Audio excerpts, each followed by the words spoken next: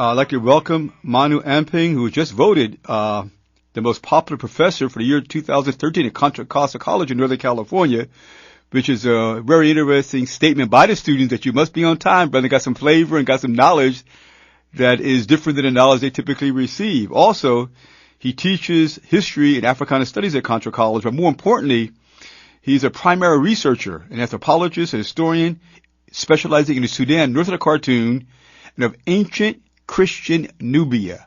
I repeat, ancient Christian Nubia. He is waging together with other scholars a campaign to stop the flooding of the ancient historical sites with the building of dams along the Nile by the Sudanese government. Though we support the Sudanese government as being anti-imperialist, we definitely are opposed to and want to support the campaign to stop the flooding of the Nile where ancient Nubian Christian sites are remain. We'd like to welcome Brother Professor Manu Ampim, Professor of the Year. Brother Manu. So glad to be here, brother.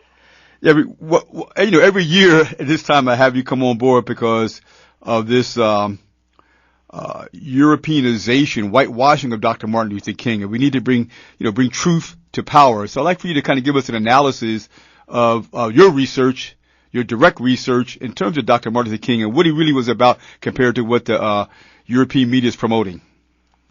Okay, well, I appreciate the opportunity. Back in the late 80s at Morgan State University, I decided to do a master's thesis that would be meaningful, that would make a contribution for the ages. So I didn't want to do some Mickey Mouse assignment that would be forgotten as soon as I turned it in to get my degree. And I decided, after I looked at the list, that it was important to really help liberate the legacy of Dr. King, because I was well aware, as most people are, of King the myth, and I wanted to learn more about King the man. And I went to the archives around the country. I went to the FBI headquarters. I combed through everything, his speeches, his press conferences, his sermons, his essays, his articles, his 5 books. I looked at the meetings he had with his staff at the SCLC, and it was a very interesting dynamic to see that what the media was being presented regarding King had absolutely nothing to do with facts. So I wrote my thesis on the revolutionary Dr. King to look at his political work, because most people see him as an abstract dreamer, but yet he's one of the greatest political activists in the second half of the 20th century, and that goes unnoticed because people haven't read anything about King. So what we think we know has nothing to do with facts. For example, people think, when they think about Dr. King, there's probably 2 things that are at the top of the list: that he was nonviolent, he was a pacifist, and that he was focused on civil rights. Well, he certainly was not a pacifist. A pacifist is somebody that embraces nonviolence, not as a tactic in a particular battle, but as a way of life. In other words, a pacifist does not alter his or her position. It is their philosophy about how life should be lived. Yeah, he thought that in an ideal world, which we did not live in, that nonviolence would be best, but he recognized the practical reality. So Dr. King believed that in the U.S. it was most feasible and practical to use nonviolence as a tactic and strategy to get laws passed that denied black people basic rights. However, when he came to the international community, or as he called it, the world house, it was King who constantly, for the 12 and a half years of his political career, he embraced armed liberation struggles in Latin America, Asia, particularly in Vietnam, but certainly on the African continent. He called for their unconditional support.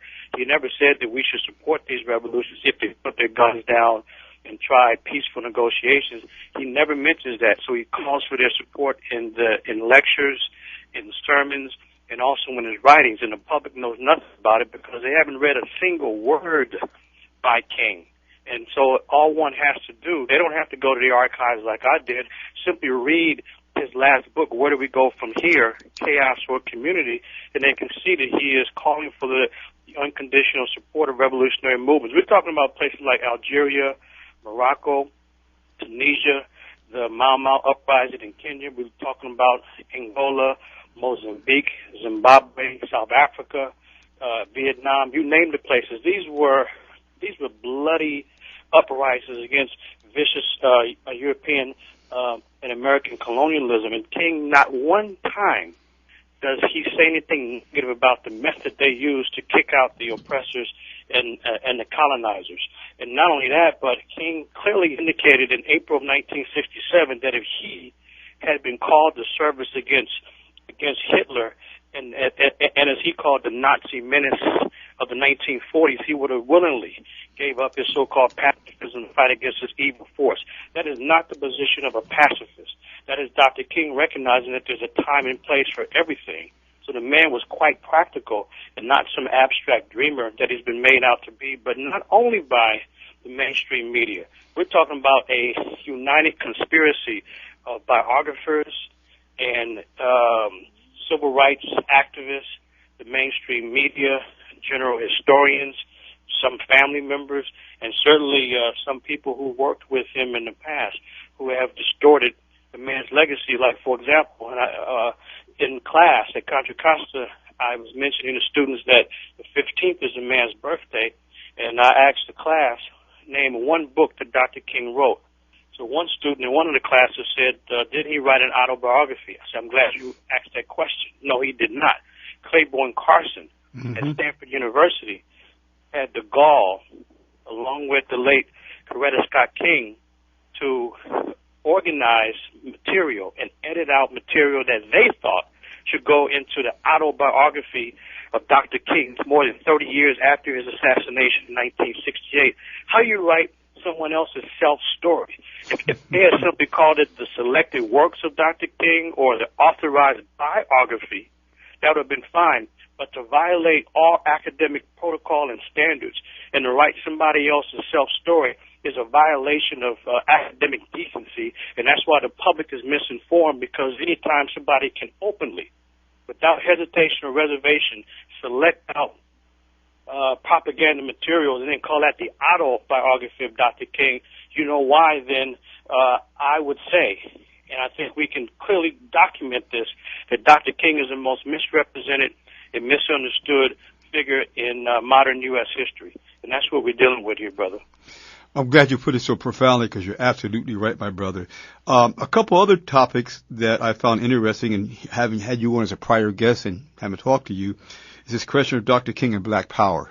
The way to polarize Dr. King versus the Black Power movement in particular is dialectical opposites, but in fact, you present another point of view. Can you elaborate upon that?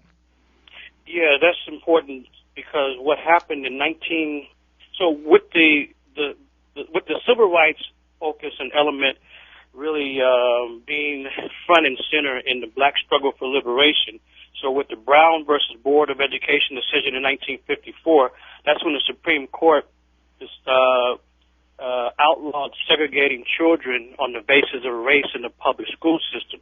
So the Brown decision in 54, he said that was a momentous decree, yes, but also, so he said that was a legal turning point. But Dr. King also said the next year, in 1955, was a psychological turning point when the Montgomery bus boycott began, and it was successful as a 381-day boycott of the buses in Montgomery. But, you know, Dr. King said laws declare rights, but they don't deliver the rights. So the people themselves have to go out and make the law a reality. So for the next decade, for the next 10 years, black folks, and they had supporters as well, but black folks in the forefront had to fight, struggle, shed blood, and die for basic rights. So after all of this effort, after a decade of struggle, many people said, you know what? We still at the bottom of U.S. society. We still don't have basic rights, and we don't have power. We're powerless to deal with this vicious U.S. system. So in June of 1966, what they were calling the Meredith campaign in Mississippi, where you had the traditional civil rights organizations were going to be involved with this campaign to support James Meredith. So as we talk about the NAACP, CORE, which is the Congress of Racial Equality, SNCC, Student Nonviolent Coordinating Committee, King's organization, the SCLC. So those organizations had always agreed that when they had public demonstrations and marches, there would be basic principles, that they would agree to integration as a goal, that they would allow for black and white and anybody else of goodwill to participate, and that there would be no weapons or guns in the demonstration. So King was against weapons in a demonstration because he said it didn't make any sense for someone to carry a gun or a knife in a march for the right to vote, because then the person would get into a skirmish with the police and then the media would focus on the skirmish and the problem with the police rather than the fact that black folks didn't have basic rights to vote. So with that Meredith March, it actually turned into the Black Power March because young activists and SNCC and CORE, they kicked out white supporters and activists. Colleagues told them, you know what, this is our struggle. We need to handle this. So it turned into the Black Power March by June of 1966. It split the movement. The NAACP stayed focused on civil rights, so it became less and less of a relevant organization because the country was moving to a more radical position in this struggle. And not only that, but there are people who were leaders in SNCC who left. There's leaders in CORE who left because they didn't want to be about a black power movement, and they certainly weren't going to condone guns. So everybody had to make a choice.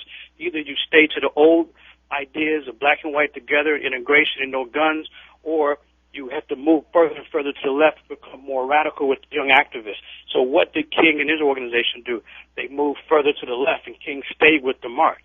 And not only that, so King agreed with the importance of black power. He just had an issue with the young activists. He was a few years older than they were, calling it the Black Power Movement. He said, you know, you all are talking about a slogan rather than a program. He said the Irish and Italians, they don't run around and talk about Irish and Italian power. They just organize for power, and that's what we need to do.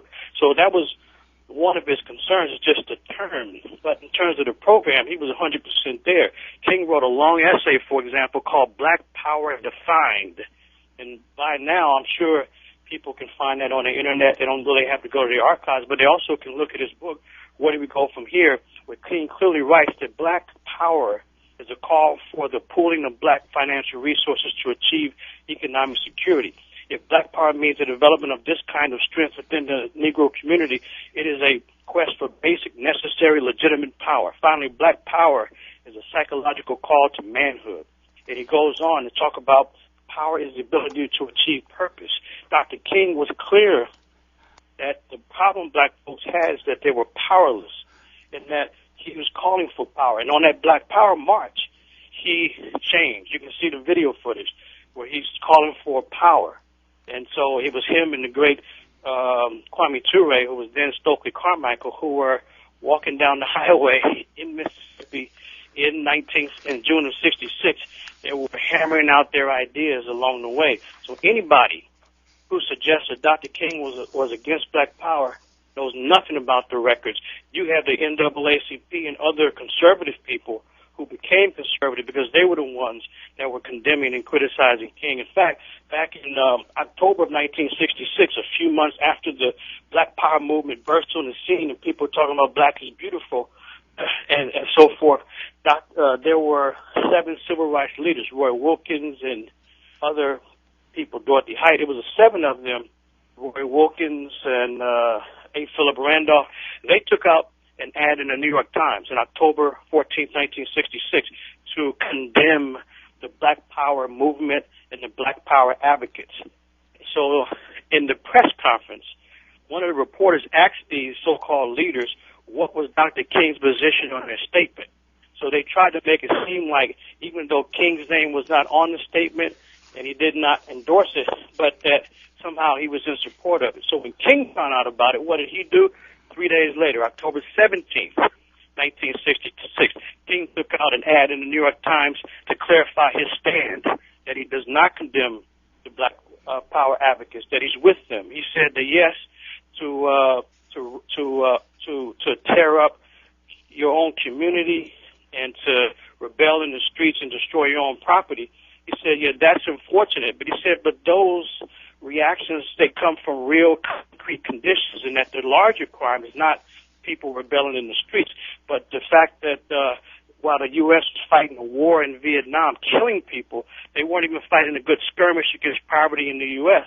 So he shifted from criticizing young brothers to embracing them and distancing himself from those people who were condemning those who were not only in the Black Power movement, but those that were calling for not civil rights, but human rights. It's a human rights movement, and King made it very clear in January of that same year, '66, that he said that the biggest issue in the world, that the central issue was that of human rights. And he said that was a fundamental issue in the world because the Civil Rights Bill and Voting Rights Bill had already been passed. So he's not focused on civil rights anymore. And so the whole Black Power movement really has to be looked at and the support that King gave them, because King distanced himself from those people who became less and less relevant to the ongoing struggle because just fighting a court case, that wasn't attracting people anymore, and not after a decade of no real concrete progress. So King has been distorted on every... We thank you, my brother.